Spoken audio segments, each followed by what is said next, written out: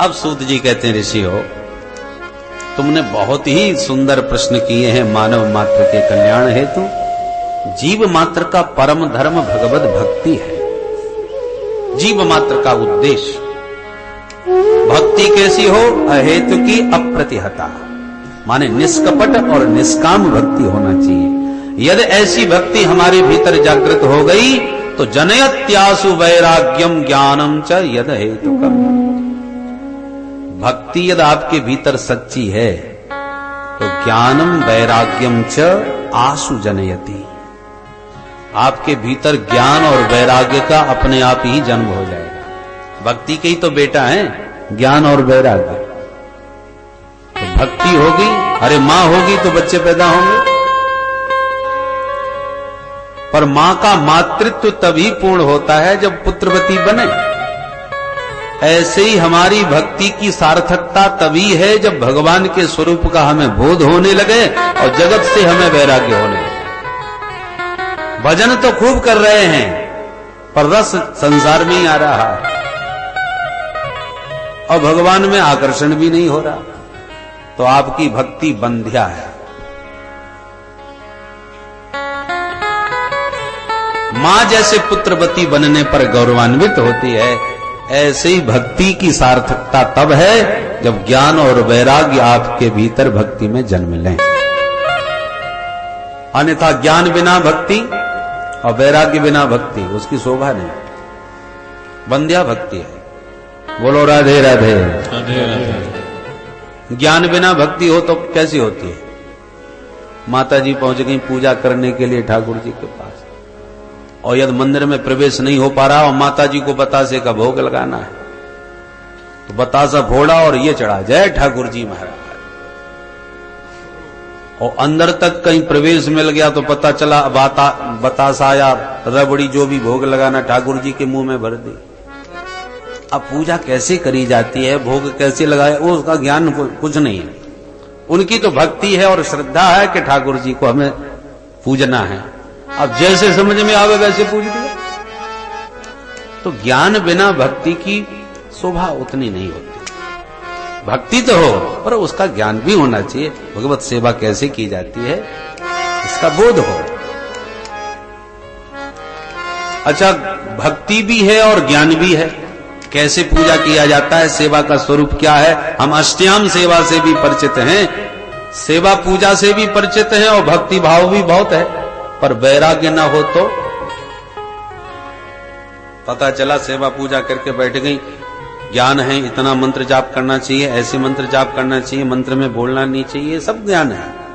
माताजी पूजा सेवा से निवृत्त होकर के अब भजन करने बैठ गई भगवान का, परंतु वैराग्य विहीन स्थिति यदि हो तो क्या होती है कि माताजी भजन तो कर रही और दृष्टि चारों तरफ घूम रही है, घर की व्यवस्था ठीक ठाक चल रही है कि बहू ने नहा लिया कि नहीं, और पता चला कि बहू पड़ोसन के आने पर गप्पे मार रही है उससे बैठी बैठी, और उधर चूल्हे पर दूध बन रहा है और सासू जी भजन कर रही है। अब उन्हें गप्पे भी सुनाई पड़ रही हैं बहू की और उधर दूध भी उफनता दिख रहा है। अब इधर माला की स्पीड, ज्यों ज्यों दूध उफनता जावे त्यों तो सासू जी की माला तेज होती जावे। अब बेचारी बोल सकती नहीं, ज्ञान है, बोल नहीं पा रही, फिर भी अब पूरी ताकत लग रही है, आंखें लाल हो रही है, अब बहू फिर भी नहीं सुन पा रही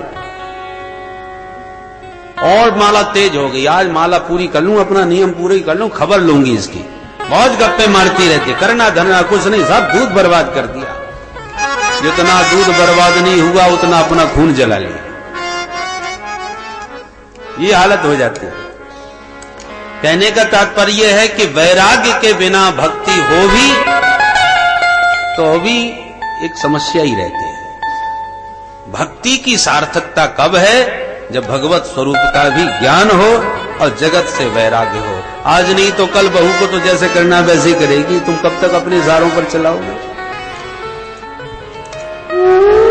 तो जितने क्षण प्रभु के पास बैठे उतने क्षण तक प्रभु का होके बैठे, जगत का होके नहीं। तो ऐसा ज्ञान और वैराग्य से संपन्न जब भक्ति होगी तो भक्ति सार्थक है, माने पुत्रवती भक्ति है, ज्ञान वैराग्य से युक्त भक्ति माता है।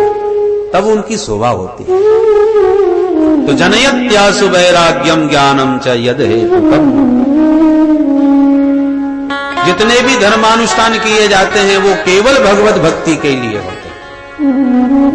आपने पुरस्चरण बहुत किए, तमाम अनुष्ठान कर डाले, पर भगवान की कथा में रुचि नहीं आती, भगवान की लीलाओं में आनंद नहीं आता, तो हमारे सूत जी महाराज स्पष्ट कहते हैं श्रम एव ही केवलम।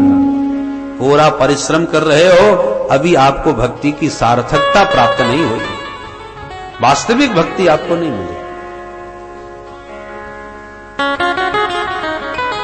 जैसे पतिव्रता पति की सेवा तो करे, अब पत्नी है सेवा तो करनी चाहिए, परंतु पति की रुचि समझ में ना आवे, तो पति की रुचि न समझती हुई और पति कुछ कहे कुछ चाहे और पत्नी कुछ और करे, उल्टा सीधा व्यवहार करे, तो इसका मतलब वो पति के रुख को ठीक से समझी नहीं।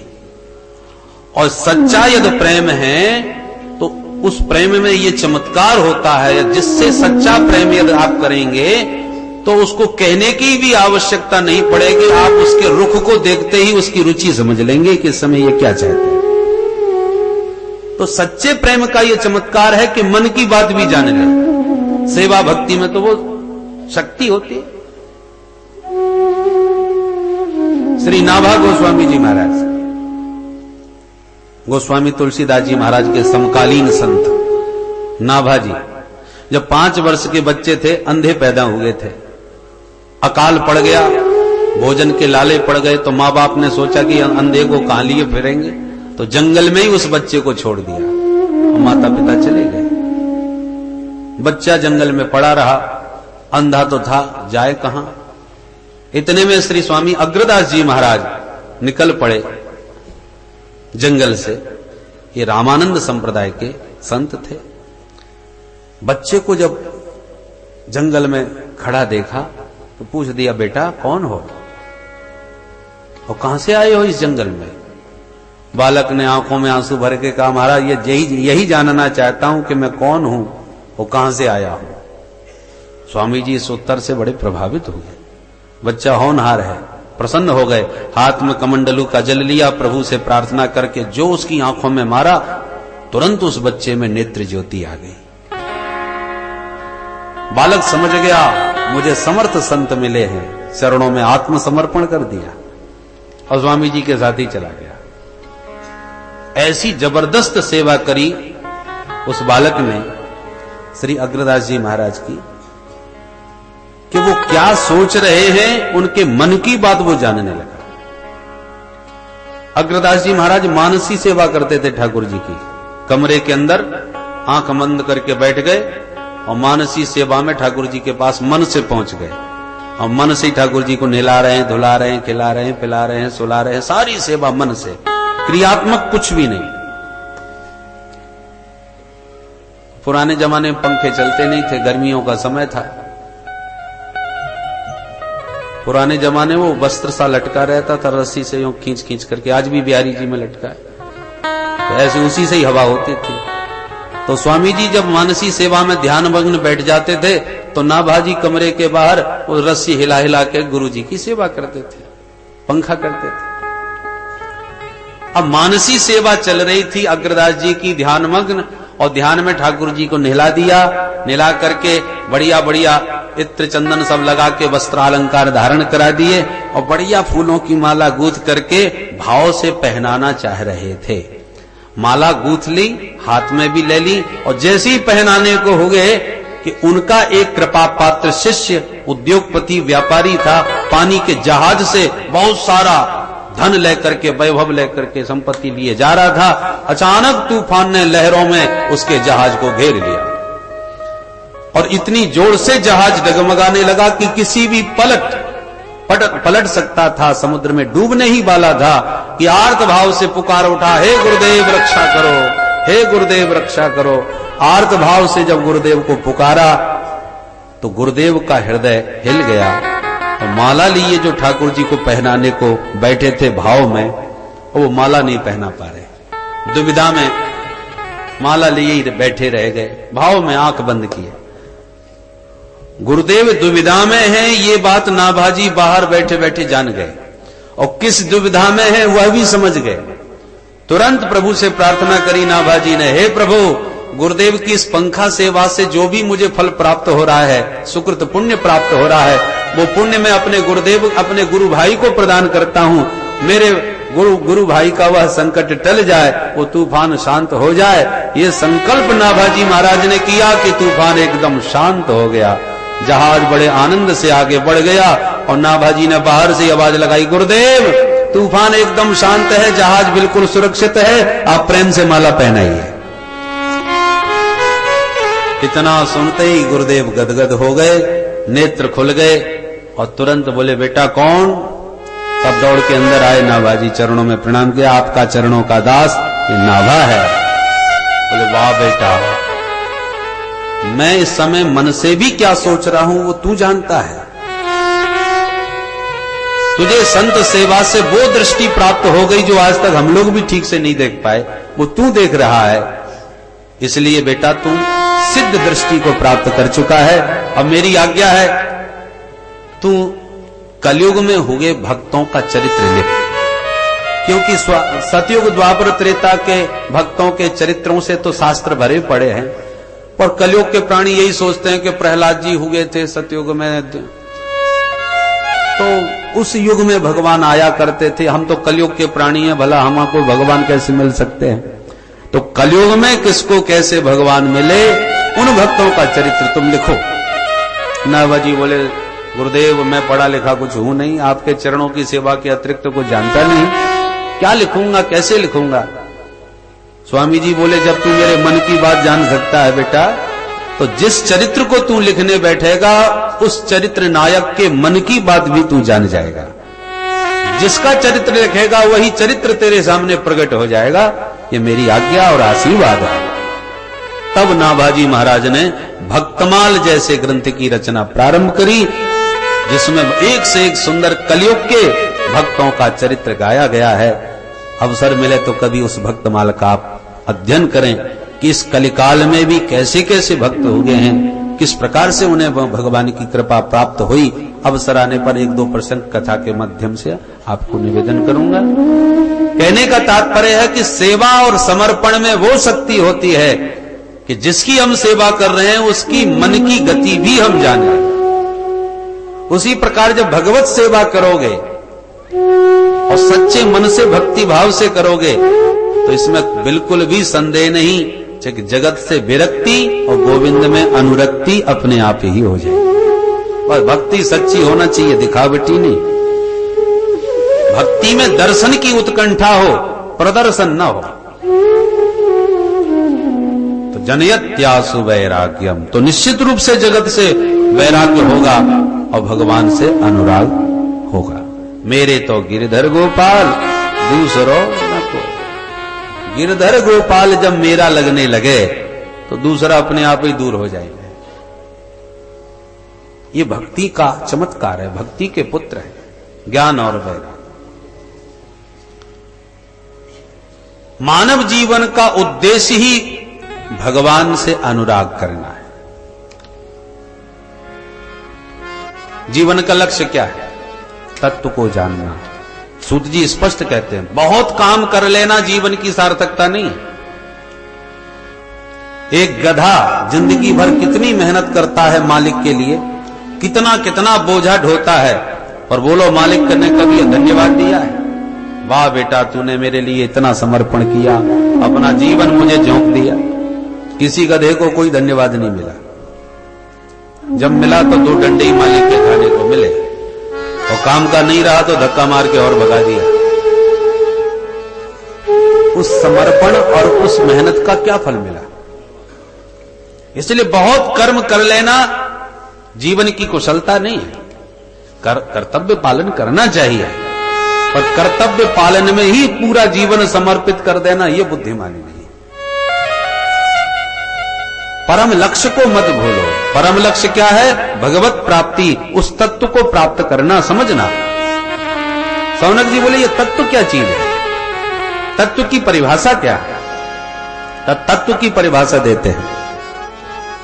वदन्ति तत्तत्त्वविदः तत्त्वं यद् ज्ञानमद्वयम् ब्रह्मेति परमात्मेति भगवानिति शब्दते। वदन्ति तत्तत्त्वविदः तत्त्वं यद् ज्ञानमद्वयम्। सूत जी कहते ऋषियों, तत्व ज्ञानी एक तत्व को ही विविध नामों से जानते हैं। एकम सद्विप्राह बहुधा वदन्ति। तत्व एक ही है, पर ज्ञानियों से पूछा जाए तो ज्ञानी उस तत्व को कहेंगे कि ये ब्रह्म है। योगियों से पूछा जाए तो वो उसी तत्व को परमात्मा कहेंगे। भक्तों से पूछा जाए तो वो उसी तत्व को भगवान कहेंगे। ब्रह्मेति परमात्मेति भगवान इति शब्दते, ये शब्द संज्ञा है, तत्व वही एक है। तो प्रश्न उठता है, ब्रह्म में, परमात्मा में और भगवान में भी भेद है क्या? बोले हाँ, बहुत भेद है। क्या भेद है भाई? प्राय हम लोग ब्रह्म कहें चाहे परमात्मा कहें चाहे भगवान कहें, एक ही बात समझते हैं। बोले एक ही नहीं है, भेद है उसमें। भेद क्या है? बोले ब्रह्म का मतलब है जो व्यापक हो, निर्गुण निराकार जो तत्व है उसका नाम है ब्रह्म। और सगुण साकार तत्व जो है उसका नाम है भगवान। और सगुण निराकार जो तत्व है उसका नाम है परमात्मा। जरा गंभीरता से इस विषय पर ध्यान दें। एक उदाहरण से देखें। ये बिजली है। बिजली तो पहले भी थी, परंतु पहले निर्गुण निराकार के रूप में बिजली व्याप्त थी, हमारे प्रयोग में नहीं थी। पर बिजली की शक्ति तो थी, भले ही हम उससे अनभिज्ञ थे, वो हमारे प्रयोग में न थी, फिर भी आज से 100 साल पहले भी बिजली तो थी, बिजली की शक्ति तो थी, पर वो शक्ति निर्गुण निराकार के रूप में व्याप्त थी। पर वैज्ञानिकों ने अनुसंधान किया, शोध किया, प्रयास किया, तो वही बिजली उत्पन्न होने लगी, सगुण हो गई, बिजली का आविष्कार हो गया। और तार में करंट के रूप में वह बिजली आविष्कृत हो गई। तो इस समय उस बिजली का नाम हो गया फिर सगुण निराकार परमात्मा। पहले थी वो ब्रह्म, व्यापक थी। फिर पानी आदि के संग्रह को करके वैज्ञानिकों ने बिजली उत्पन्न हुई करी, तो उसका नाम हो गया सगुण निराकार तत्व अर्थात परमात्मा। परंतु वही बिजली का तार बल्ब से जुड़ा और प्रकाश देने लग गया, तो वही बिजली अब सगुण साकार के रूप में, एक प्रकाश की शक्ति के रूप में हमारी आंखों के सामने प्रकट हो गई। बिजली वही है, उसमें कोई भेद नहीं है। पहले वो निर्गुण निराकार के रूप में व्याप्त थी, फिर सगुण निराकार के रूप में, करंट के रूप में प्रकट भई, और फिर बल्ब के माध्यम से आलोकित होने लगी, प्रकाशित होने लगी, तो वही भगवान के रूप में अभिव्यक्त हो गई, सगुण साकार बन गई। बोलो राधे राधे। तो परमात्मा कहो या ब्रह्म कहो या भगवान कहो, तत्वतः वो एक ही चीज है। परंतु व्यवहारिक दृष्टि से यदि विचार किया जाए तो उसके भेद हो गए। दूसरे दृष्टांत से देखो, पानी कहो या बर्फ कहो या भाप कहो, ये दृष्टांत ज्यादा सुगम है। तत्वतः एक ही चीज है। पानी कोई बर्फ में रख दिया, वो फ्रिज में रख दिया, वो बर्फ बन गया, तो उसी पानी का नाम हो गया बर्फ। और यदि पानी को खौला दिया आग पे चढ़ाकर, तो भाप बन के निकल गया, उसी पानी का नाम हो गया भाप। अब भाप कहो या बर्फ कहो या पानी कहो तो एक ही चीज है। पर हमको लगी प्यास, हमने कहा जरा एक गिलास पानी देना, और आपने बर्फ का डेला पकड़ा दिया, तो मांगने वाला नाराज हो जाएगा, तुम्हारा माथा खराब है, हम पानी मांग रहे हैं, तुम बर्फ दे रहे हो, और तुम तर्क ये दो कि ये भी तो वही चीज है। तो तत्वतः वही चीज है, ये बात ठीक है, पर पानी की जगह पानी ही देना पड़ेगा, बर्फ की जगह बर्फ ही देनी पड़ेगी, नहीं, क्योंकि व्यवहार में वो गलत सिद्ध हो जाएगी। ऐसे ही तत्वतः एक ही चीज है, ब्रह्म कहो, परमात्मा कहो या भगवान कहो, पर रसिकों की दृष्टि से भेद है। जिस ज्ञानी को ब्रह्म में आनंद आएगा, वह परमात्मा और भगवान में उसे नहीं आएगा। और भक्तों को जो सगुण साकार राम श्याम के रूप में भगवान से जो सुख मिलता है, वो निर्गुण ब्रह्म में उन्हें आनंद नहीं आता। इसलिए तत्व तो एक ही है। तीसरे दृष्टांत से यदि हम कहें कि एक ही आटे से पूड़ी भी बनी, रोटी भी बनी, परामठे भी बने। बने तो एक ही आटे से। अब पूड़ी खाओ या परामठे खाओ या रोटी खाओ, परंतु जिसको रोटी की इच्छा है उसे रोटी ही देनी चाहिए। उनके सामने आपने परामठे रख दिए तो हाथ जोड़ लेगा, साहब पेट खराब है, हम नहीं चाख ही नहीं सकते। और जिसको खूब बढ़िया तगड़ी खुराक है, जठराग्नि प्रबल है, उसको परामठे नहीं दिए और रूखे फुल्का दे दिए तो हाथ जोड़ लेगा, साहब रूखे फुल्का तो घर में ही बहुत है, यहां पर जो फुल्का खाने आए चकाचक माल छानेंगे, उसको उसमें आनंद आ रहा है। तो भैया अपनी अपनी सामर्थ्य है, पाचन शक्ति जिसकी जैसी हो और जिसकी जैसी रुचि हो, रुचि के अनुसार भोजन करेगा। किसी को रोटी में, किसी को परामठे में, जिसमें जिसको स्वाद आवे, बने सब एक ही आटे के। ठीक इसी प्रकार से यही एक तत्व रुचि नाम वैचित्र्यात् विविध रूपों में अभिव्यक्त हुआ है। अब तुम्हें रस किस में आता है? किसी को राम जी में, किसी को श्याम जी में, तो किसी को भोले बाबा में। अरे पूड़ियों में भी तमाम भेद हैं, कोई काली पीली नीली हरी, जाने कैसी प्रकार की पूड़ियां बनती हैं। जिसको जिसमें स्वाद आवे, आनंद आवे, वही पाओ, वही उसके लिए सबसे उत्तम भोजन है। तो जो भोजन हितकर हो और रुचिकर हो वही उत्तम है। उसी प्रकार एकम सद विप्रा बहुधा वदंती, वही एक तत्व विविध रूपों में प्रकट हुआ है। इसलिए अनेक होते हुए भी वह एक है, एक होता हुआ भी वो अनेक है। इनमें कोई भेद नहीं है, पर स्वाद की दृष्टि से अवश्य भेद है, क्योंकि सबका स्वाद अलग अलग है।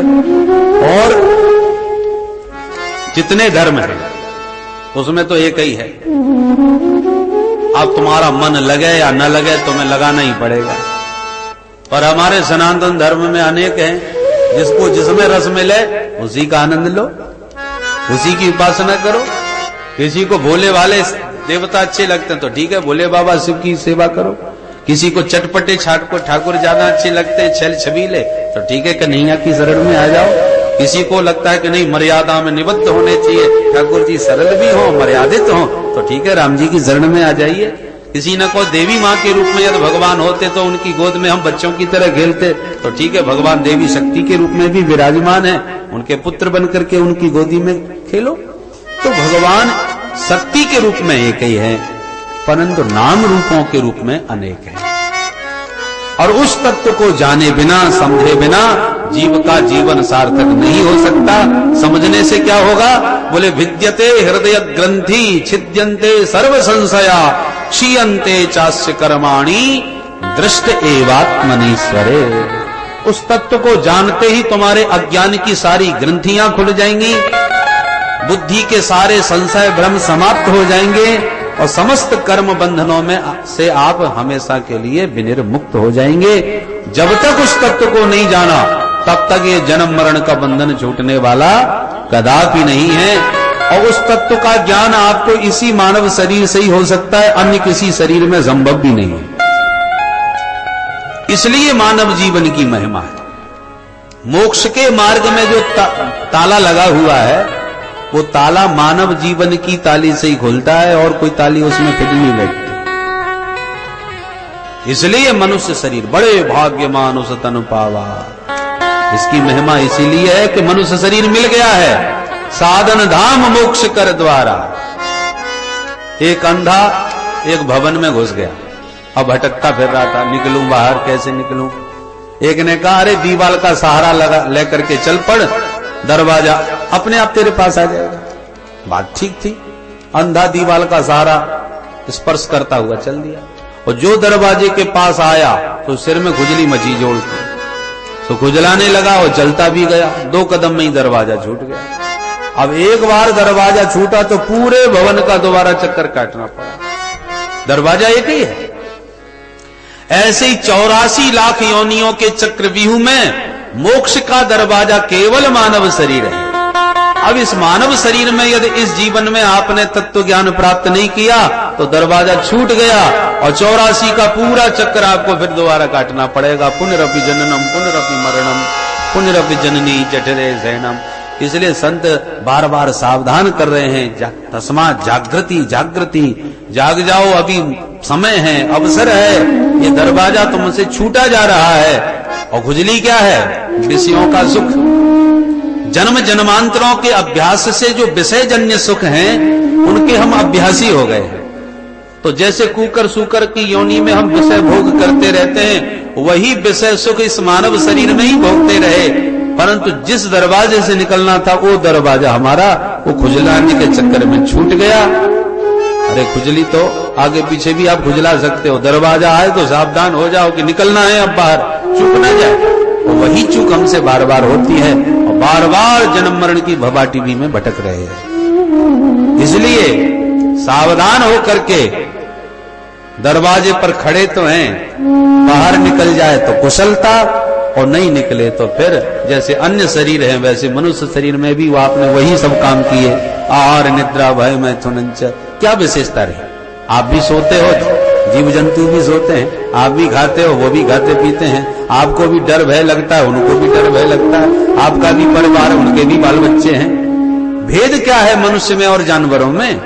भेद केवल यही है कि मनुष्य जानता है कि जीवन का स्वरूप क्या है, कर्तव्य जीव का कर्तव्य क्या है, तत्व ज्ञान की योग्यता मनुष्य में है, इसलिए मानव जीवन की महिमा है।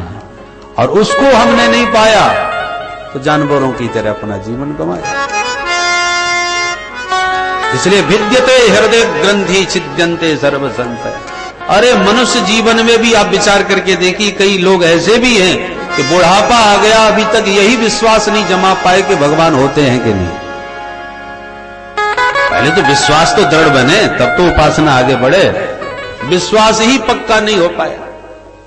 एक सज्जन तो ईश्वर का खंडन नहीं किया करते थे, मैं भगवान को नहीं मानता, लोगों की कपोल कल्पनाएं, झूठी सब बातें, मुझे तो कहीं कुछ नहीं अनुभव हुआ, ना कोई दिखा, इसलिए मैं कैसे मान लूं। एक मित्र ने उसकी जेब में हाथ डाला तो अचानक माला झोली निकल पड़ी। मित्र हैरान होके बोला, तू तो ईश्वर का हमेशा खंडन करता है, मैं भगवान को नहीं मानता, तो माला झोली तेरे जेब में कैसे पड़ी? तो हंस करके बोला, देखो भाई, मुझे विश्वास तो पूरा है कि भगवान हो नहीं सकते, पर कभी कभी सोचता हूं यदि भगवान हुए तो मैं ही उनका विरोध करता रहता हूं, दुनिया तो बहुत लोग मान रहे हैं उनको, तो कहीं जो मानने वाले हैं और सचमुच भगवान यदि हुए तो मेरी तो बड़ी दुर्गति कर देंगे।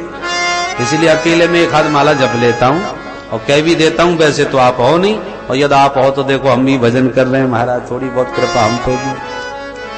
ये हालत है हम लोगों के मन की, विश्वास नहीं। अच्छा एक बात बताओ, भगवान को मानने में क्या घाटा है और न मानने में क्या हानि है? दोनों पर विचार करो, तटस्थ भाव से विचार करो। यदि भगवान हैं और हम नहीं मानते तो क्या परिणाम होगा, और मानो भगवान नहीं है और हम मान रहे हैं तो क्या नुकसान है? दोनों पर यदि विचार करके देखें। भगवान नहीं है और आप माने बैठे हो तो नुकसान कुछ भी नहीं होने वाला। झूठे भी यदि माने, एक कल्पना कर लो कि भगवान नहीं है और आप मान रहे हो तो बुरा काम तो कुछ नहीं होगा, भगवान के डर से, दुराचरण से ही बचोगे, भगवान के भय से गलत काम नहीं करोगे, अच्छा ही अच्छा होगा, बुरा कुछ नहीं होने वाला। और भगवान है और आप नहीं मान रहे तो घाटा ही घाटा है। एक उदाहरण से समझ लो, एक गांव जंगल के बीच में था। अब गांव वालों ने हल्ला मचाया, अरे आजकल जंगल में शेर आ गया भैया, अकेले मत जाना कोई शहर, जब भी जाओ हथियार लेके और 2-4 लोग संग में ही जाओ। और कुछ गांव वाले बोले, अरे हर बार लोग यही हल्ला मचाते हैं, शेर आ गया, शेर आ गया। शेर कहां रखे भाई जंगलों में, अब कोई नहीं है, सब बकवास, अफवाह है। अब दो बातें हो गई, आधे लोग कह रहे हैं गांव के कि शेर आ गया, होशियार रहो, आधे लोग कह रहे हैं सब बकवास, शेर नहीं है। तो बोलो शेर माना जाए या नहीं माना जाए? कुछ लोग बोले भाई शेर हो या ना हो, यदि है हम तो होशियारी से रहेंगे, बंदूक टांग करके 2-4 लोग मिल करके जाते हैं। अब शेर न भी मिला तो नुकसान तो कुछ भी नहीं हुआ, अपनी बंदूक लेके गए, अपने सुरक्षित गए, सुरक्षित आ गए, निश्चिंत होकर के गए, डर तो नहीं रहा। अब शेर सचमुच आ गया है और तुम उसे अफवाह मान रहे हो, सब बकवास, झूठी बात, हम मानते ही नहीं, और बिना हथियार के अकेले निकल पड़े क्योंकि हम मानते ही नहीं शेर को, और कहीं शेर निकल पड़ा तब मारा गया नास्तिक। तो नहीं मानता है उसी को पकड़ के खा जाएगा। तो शेर है और आप नहीं मानोगे तो मारे जाओगे, और आप शेर को मानते हो, भले ही शेर न भी रहा तो सावधान होकर के जाओगे और सुरक्षित रहोगे। उसी प्रकार ईश्वर है और आप मानते हो तो बहुत अच्छा, पर नहीं मानोगे और ईश्वर रहा तो दुर्गति हो जाएगी। परंतु मान करके चल रहे हो और ईश्वर न भी हुआ तो नुकसान होने वाला कुछ भी नहीं है। शुभ कर्मों में आपकी प्रवृत्ति होगी और आप दुष्कर्मों से बचोगे, हानि कुछ भी नहीं होने वाली। इसलिए ये दृढ़ विश्वास मन में स्थिर कर लेना चाहिए। भक्ति के 3 सोपान हैं, विश्वास, संबंध और समर्पण। पहले विश्वास दृढ़ हो, फिर ठाकुर जी से कोई संबंध जोड़ लो। ठाकुर जी तो हर संबंध न मानने को स्वीकार है। बेटा बना लो, बेटा बन जाए, पिता बना लो, पिता बन जाए, मित्र बनाओ, मित्र बन जाए, शत्रु बनाओ तो शत्रु भी बन जाए, जो चाहो सो बना लो। तो हे मोहे नाते अनेक, मानिए जो भाव है। हर नाता भगवान निभाने को तैयार है। इसलिए उस तत्व को जाने बिना जीवन की सार्थकता संभव नहीं। और वही तत्व अपना विश्वास दिलाने के लिए विविध रूपों में अवतरित होता है। वे ही राम और श्याम बन के हमारे साथ खेलने और खाने भी आए। 7 वर्ष की उम्र में गोवर्धन उठाई दिए। ये सारी लीला करके भगवान दिखाना चाहते हैं कि मैं हूं। बोलो राधे राधे। देखो, और धर्मों में, किसी धर्म में किसी का दूत आता है, उनके खुदा कहो, परमात्मा का, अल्लाह करो, जो भी कहो। अन्य धर्मों में ईश्वर का पुत्र आता है या ईश्वर का दूत आता है। ईश्वर खुद नहीं आता, उनका भगवान स्वयं नहीं आएगा, या तो अपना बेटा भेजेगा या अपना सेवक भेजेगा। पर यह केवल सनातन धर्म का ईश्वर है जो स्वयं आता है, दूतों को भी भेजता है, अपने सेवकों को भी भेजता है। श्री रामानंदाचार्य जी महाराज, श्री शंकराचार्य जी महाराज, अन्य अन्य अपने आचार्यों के रूप में अपने सेवकों को भी भगवान भेजते हैं। और अवसर आने पर स्वयं भी प्रभु पधारते हैं श्री राम और कृष्ण के रूप में, और परिपूर्ण परमात्मा भी प्रकट होता है। बाकी लोग अपने को खुदा को पुकारते ना, खुद आ। खुदा का मतलब खुद आ, तो आप स्वयं आइए, नौकर चाकर न भेजिए। पर वो खुद आता ही नहीं, वो भेजता ही रहता है। ये केवल हमारा परमात्मा है जो केवल आता ही नहीं, हमारे साथ खेलता भी है, हमारे साथ खाता भी है, हमारे हाथों से बन भी जाता है, हमारे आंखों के सामने रोने भी लग जाता है। तो एक और तो शेष महेश गणेश दिनेश सुरेश हो जाए निरंतर ध्यावें, इतना दुर्लभ है वो तत्व। परंतु दुर्लभ ही, जो वस्तु बहुत ज्यादा दुर्लभ बन जाए ना, व्यक्ति उसके प्रति उदासीन हो जाता है। अरे हमको मिलने वाली तो है नहीं, तो फायदा क्या कल्पना करने से। तो जो वस्तु मिलने वाली ना हो, व्यक्ति उससे उदास हो जाता है। छोड़ो, चक्कर में क्यों पड़ो जब मिल ही नहीं सकते। तो पर भगवान कहते नहीं नहीं, हम साथ में आकाश के खुदा नहीं है, हम तो तुम्हारे पास आ भी सकते हैं, तुम्हारे साथ खेलेंगे भी, तुम्हारे साथ खाएंगे भी। इसलिए स्वयं अवतार लेते हैं। अवतार का अर्थ क्या है? अवतरणम, अपनी सत्ता से, अपनी भगवत्ता से जो नीचे उतर आवे, हमारे बीच में खेलने खाने लग जावे, उसका नाम है अवतार। जो भक्तों के बीच में आ जाए, अवतरणम। हम लोग कुएं में गिरे हुए हैं। संसार क्या है? भवकू। और परमात्मा संसार में उतरे हुए। एक सज्जन कुआं में गिर गए। अब गिरने के बाद रो रहे थे, भैया बचाओ बचाओ, निकालो मेरे को। चिल्ला रहा था। एक साथी ने सुन लिया, उसने तुरंत कमर में रस्सी बांध करके धीरे से नीचे उतर गया। तब तक और भी लोग इकट्ठे हो गए, भैया कुआं में गिर गया, कुआं में गिर गया। एक बोला एक नहीं गिरा, 2 गिर गए। 2 गिरे? बोले हाँ देखो 2 खड़े हैं। एक समझदार बोला अरे गिरा तो एक ही है, दूसरा तो अभी अभी उतर के गया है। वो तो कह रहा था 2 गिरे हैं, समझदार कह रहा था 1 गिरा है 1 उतरा है। तो गिरने में उतरने में कितना बड़ा अंतर हो गया। जो गिरेगा वो चोट खाएगा, घबराएगा, अकुलाएगा, निकलने के लिए आतुर हो जाएगा, व्याकुल हो जाएगा। और जो उतरा है उसे न कोई चोट है, न कोई भय है, न व्याकुलता है, क्योंकि अपनी मर्जी से उतर के गया है, अपनी मर्जी से जब चाहे चढ़ जाए। तो गिरने उतरने में बहुत अंतर है। तो संसार क्या है? भवकूप। हम लोग इसमें गिरे भये हैं, कर्मों के जाल में फंसकर गिर गए। अब गिरने के बाद हम निकलने के लिए छटपटा रहे हैं, हे प्रभु उद्धार करो, कल्याण करो, उबारो, तारो। हम लोग पुकार रहे हैं। और जब जीव बहुत ज्यादा आतुर होकर पुकारता है प्रभु को, तो भगवान फिर उतर के आ जाते हैं। उसी का नाम है अवतार। इसी कुएं में ठाकुर जी फिर अपनी इच्छा से उतर आते हैं, और उतर के आते हैं, जीवों को गले से लगाते हैं और सबका कल्याण करके अपने साथ में इस कुएं से बाहर भी ले जाते हैं। अयोध्यावासिनः पूर्वम यथा रामेण संगता। तो जैसे ठाकुर जी उतर के अपने भक्तों को, जीवों को उबार ले जाते हैं, जैसे वो कुएं में गिरे हुए को उसका साथी हाथ पकड़ के बाहर ले, ऐसे राम जी के प्राकट्य पर गोस्वामी जी महाराज बोले, यह चरित जे गावहि हरि पद पावहि तेन परय भवकूपा। यह चरित गावहि हरि पद पावहि तेन परय भवकूपा। यह चरित जे गावहि हरि पद पावहि तेन परय भवकूपा। चरित जे गावहि हरि पद पावहि तेन परय भवकूपा। राम जी क्यों आए हैं? गोस्वामी जी कहते हैं वो इसलिए आए हैं कि सुंदर सुंदर लीला करेंगे। उन लीलाओं से फायदा क्या मिलेगा? मैं निवेदन कर रहा था, रावण को मारने राम जी नहीं आए, तो काय के लिए आए?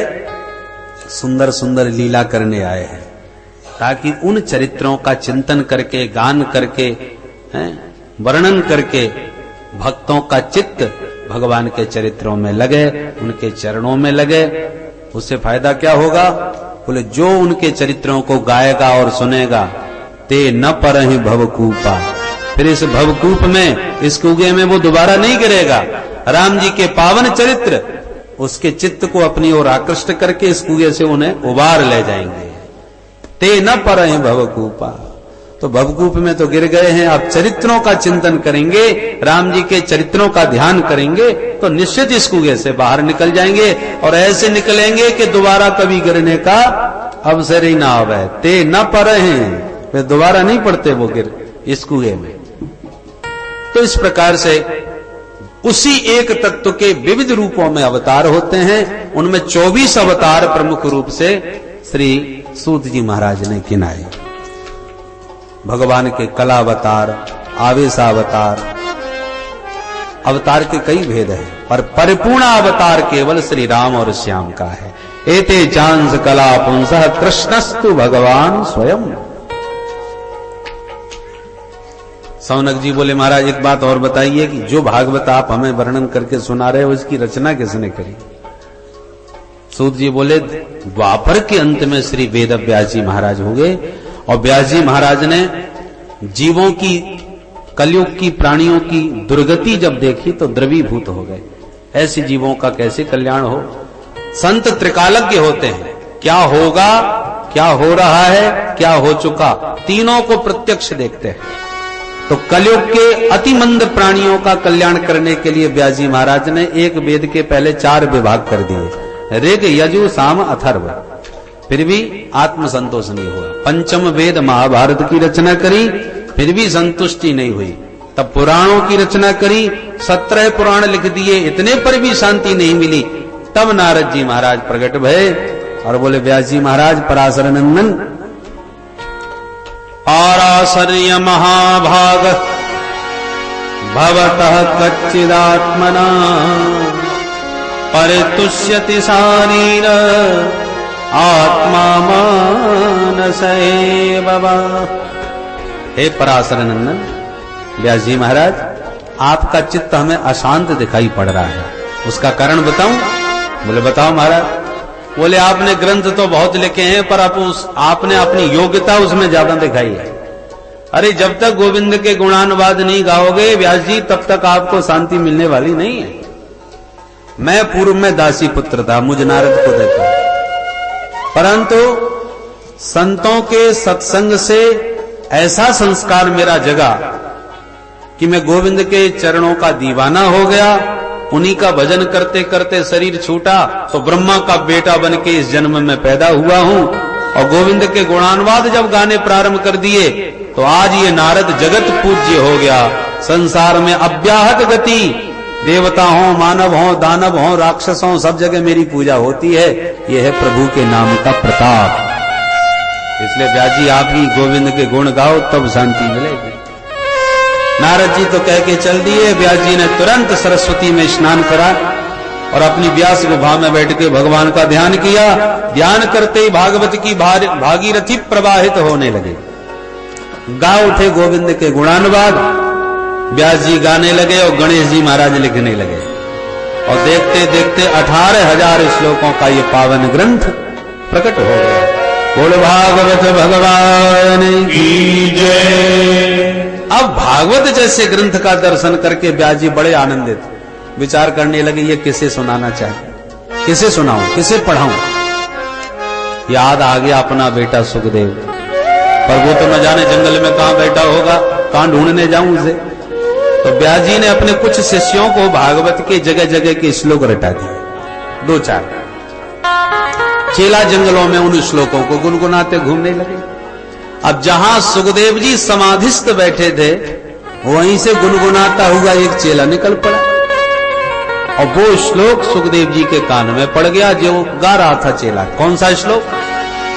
बर्हापीडम नटवरवपु कर्णयो कर्णिकारम् बिभ्रदवासः कनककपिशम्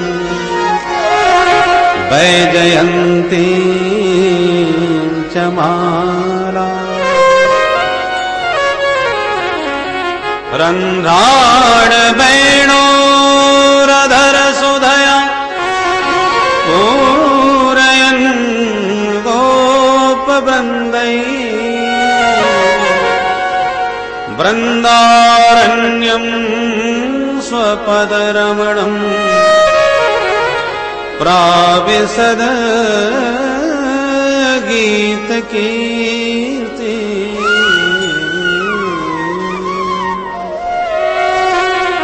मोर के पंख का मुकुट धारण किए माधव गैया चराते, बैजंती माला को लहराते, पीतांबर फहराते, बंसी बजाते, शाम के वक्त ग्वालों से घिरे हुए गोपाल अपने वृंदारण्य में प्रवेश पा रहे हैं। जो इस गोपाल की झांकी इस श्लोक के माध्यम से सुखदेव जी ने कानों से सुनी तो मोर मुकुट बंसी वाला श्रवण रंध्र से हृदय में आकर के खड़ा हो गया। अब सुखदेव जी तो निर्गुण ब्रह्म का ध्यान लगाए रहे थे और गोविंद की मनोहारिणी छवि जब हृदय में उतर गई इस श्लोक के द्वारा तो दीवाने हो गए, उठ के खड़े हो गए। ऐसे मोर पंख वाले का तो दर्शन करूंगा, अवश्य मिलूंगा। चित्त छटपटा उठा मिलने को।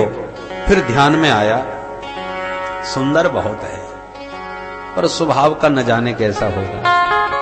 हम पागलों की तरह दीवाने बने उसके पीछे भागते फिरे और वो हमें पीछे मुड़ के ही ना देखे, हमसे बात ही ना करे, वो हमें पूछे ही नहीं। तो ऐसे के पीछे भागने से क्या फायदा जो हमसे बात ही नहीं करना चाहता।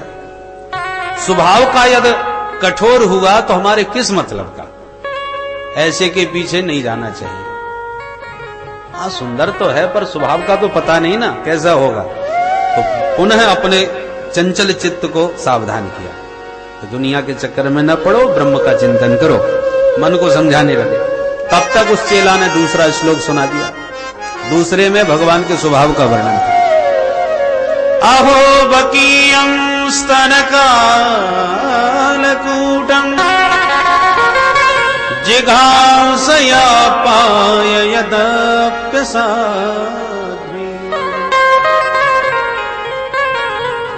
लेभे गतिं धातृचितां ततोऽन्यम् कम्बा दयालुं शरणं व्रजे कम्बा दयालुं शरणं व्रजे। अहो आश्चर्यम्, इससे बड़ा महान आश्चर्य क्या होगा कि जो कालकूट विष लगाए स्तनों में पापनी पूतना स्तनपान करा के भगवान को मार डालना चाहती थी, विषपान करा रही थी, पर उसके सारे पापों पर पर्दा डाल के प्रभु पुलकित हो गए, प्रसन्न होके बोले, अरे बुरी भली जैसी भी सही, पर काम तो मेरी मैया जैसा कर रही है। कितने प्यार से मुझे गोद में लिया, कितने प्यार से मुझे स्तनपान कराया, ये सारा व्यवहार एक माँ जैसा है। इसलिए धात्र्योचित गतिम लेभे, माँ जसोदा के समान गति उस पूतना जैसी पापनी को भी प्रभु ने प्रदान कर दी। ऐसे परम दयालु की शरण में भला कौन अभागा आना नहीं चाहेगा। जो पूतना में दोष नहीं देख सके वो भला भक्तों का दोष देखेंगे। जन अवगुण प्रभु मानन का, जन अवगुण प्रभु मानन का, जन अवगुण प्रभु मानन का, जन अवगुण प्रभु मानन का,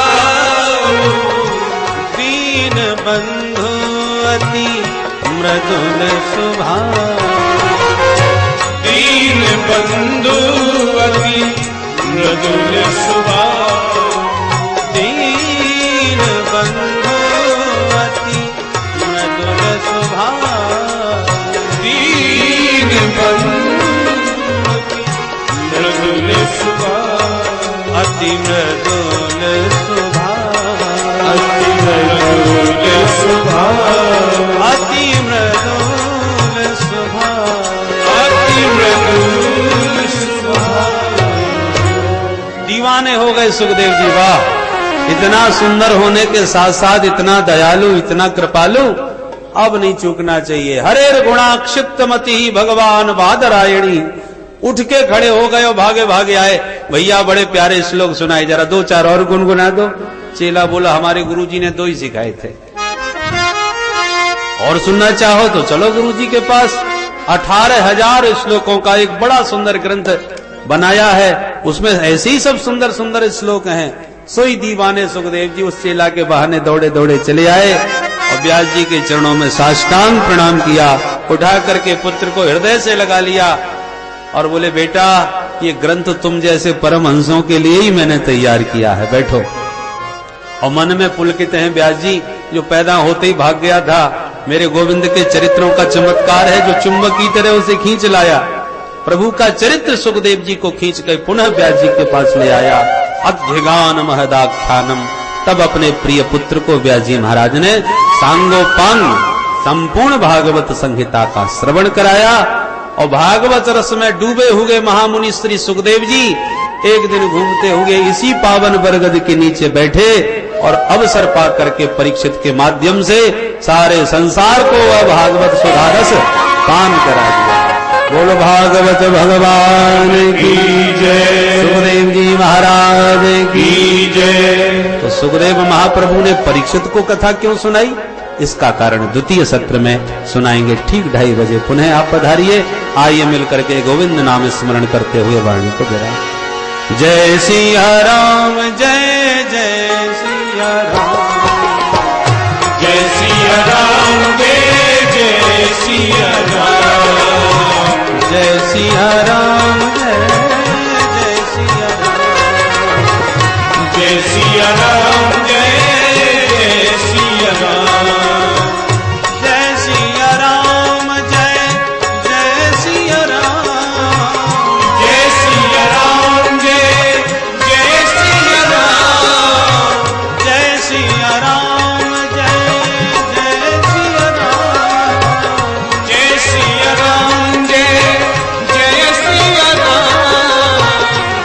सिया राम